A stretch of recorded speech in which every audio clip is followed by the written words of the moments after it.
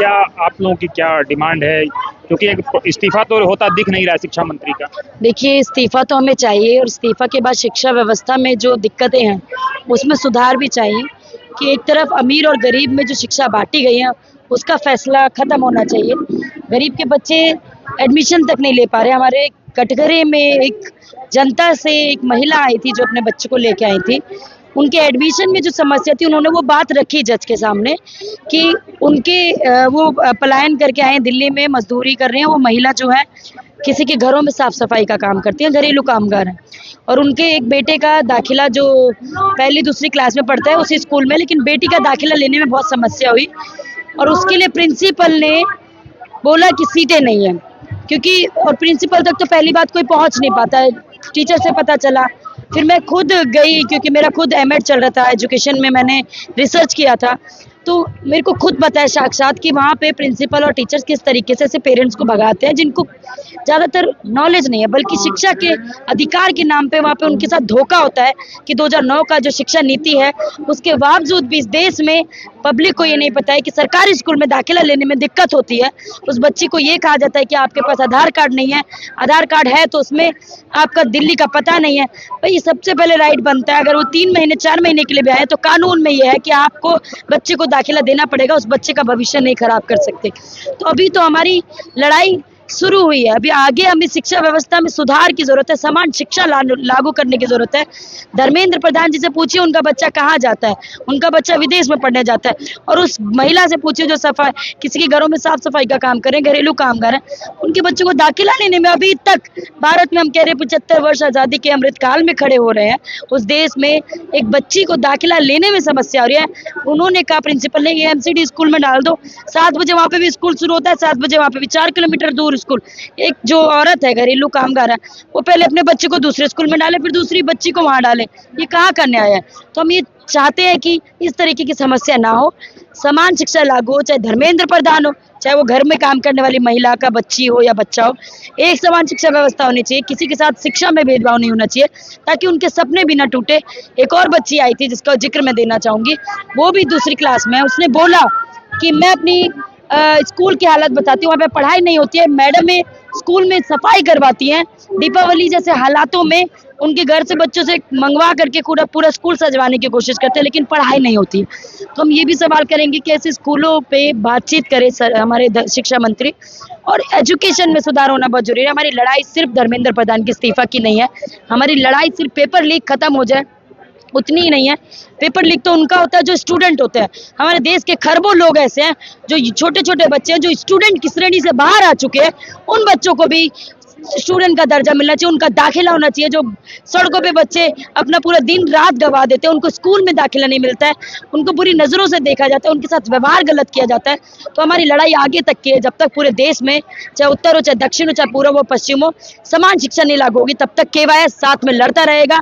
चाहे कोर्ट की बात हो, चाहे सड़कों की बात हो, चाहे कचहरी की बात हो, चाहे पब्लिक की बात हो, चाहे स्कूलों की बात हो, हम लगातार एक साथ होकर के लड़ते रहेंगे। और यही जज्बा लेकर के आज हमें 22वां दिन भी हुआ है और हम लगातार लड़ते रहेंगे। समान शिक्षा लागू करनी चाहिए, सिर्फ देश की बात नहीं, विदेशों में भी है, चीन में भी है, नेपाल में भी है, रशिया में भी है, कई जगह वो मॉडल है, लेकिन हमारे देश के मंत्री ये मॉडल भारत में नहीं लाना चाहते हैं। हमें दिखाना है कि ये लाना पड़ेगा आपको, नहीं तो हमारे देश की सारी जनता यहाँ पे आएंगी, महिलाएं यहाँ पे आएंगी, बच्चे यहाँ हैं, स्कूलों के बच्चे आ रहे हैं, आप ही के गवर्नमेंट स्कूल के बच्चे आ रहे हैं यहाँ पे। उन बच्चों के सपने मत तोड़िए, उनका आपको कोई हक नहीं है। और धर्मेंद्र प्रधान की वजह से जितने बच्चों की मौत हुई है उसका भी जवाब हम मांगेंगे। और नीट परीक्षा में जो धांधली होती है, आप दूसरे गेट से एंट्री करवा देते हैं, वो जो ढकोसलेबाजी करते हैं उन डॉक्टर से जो फर्जी डॉक्टर बन रहे हैं, वो भी तो सरकारी किसी अस्पताल में इलाज करेंगे और गरीब ही उसकी मार खाएगा। हमें पूरा अच्छे मजबूत तरीके से भारत चाहिए और उसी के लिए हम लड़ाई लड़ रहे हैं और लड़ते रहेंगे और बढ़ते रहेंगे। एक तीखा सवाल इससे हट करके आप कह रही हैं कि बैक डोर से लाया, फिर वो एक ऑब्जेक्शन लोग करते हैं कि आरक्षण के जरिए से भी जो लोग आते हैं, क्योंकि आरक्षण भी खत्म कर दिया जाए। देखिए, जब 10 लोग 12वीं पास कर लिए हैं तो उन 10 का 11वीं में दाखिला होना चाहिए। आप छांटने के लिए नई नई नीतियां मत लाइए, सीयूईटी जैसी परीक्षा मत लाइए। आप एलिजिबिलिटी टेस्ट के नाम से आपको छांटना कैसे, इस तरीके की प्रणाली शिक्षा में बनाई जा रही है। भाई जितने लोग 12वीं पास कर लिए यानी कि उनको एमए में पढ़ने का मन है तो वो पढ़ेंगे, जितने लोग डॉक्टर का पढ़ाई कर चुके हैं आगे अपना नीट परीक्षा पास करेंगे। आप सीट ही नहीं निकाल रहे हैं, जानबूझ के छटनी कर रहे हैं। क्वेश्चंस को आप 50 क्वेश्चन ऐसे बना दे रहे हैं जिसमें 1000 रुपए देके एक बंदा तो पूछेगा कि मेरा एक क्वेश्चन तो होगा। आपने पूरा व्यापार बना दिया, शिक्षा को बेच दिया एक तरीके से। कोई तो बोलेगा कि मेरा ये प्रश्न सही था, इसमें गलत उत्तर दिया गया है, तो कोई तो अपना 1000 रुपए लगाएगा। एक 1000 रुपए से कितना पैसा सरकारी खजाने में जाता है, वो क्या करते हैं? राजनेता अपने ही हमारे जनता के पैसों से पब्लिक पे लाठीचार्ज करवाते हैं, हिंदू मुसलमान करवाते हैं।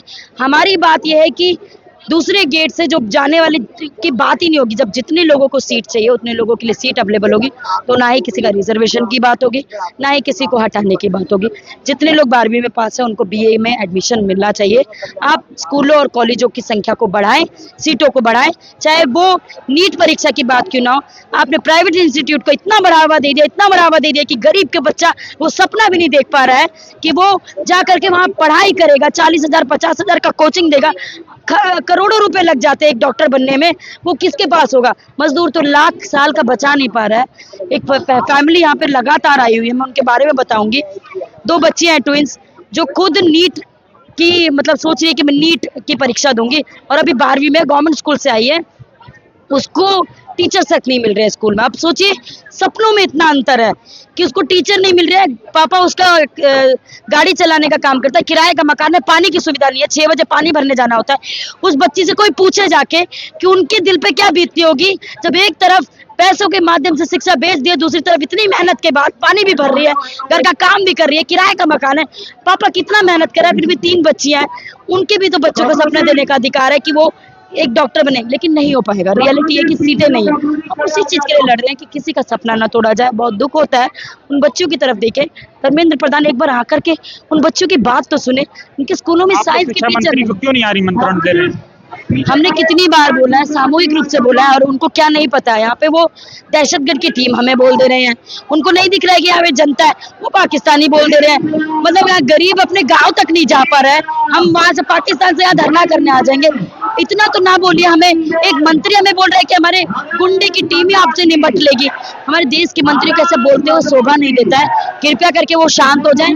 हम यहाँ देश के न्याय पसंद लोग हैं, यहाँ पे न्याय चाहते हैं, शिक्षा में बराबरी चाहते हैं, इसलिए हम बार बार बोल रहे हैं समान शिक्षा लागू करो। चाहे चपरासी हो, चाहे मंत्री का बच्चा हो, चाहे गरीब हो, चाहे अमीर हो, चाहे मालिक हो, चाहे मजदूर हो, सबको एक समान शिक्षा मिलनी चाहिए और सबको एक समान शिक्षा व्यवस्था में ही स्कूल जाना चाहिए।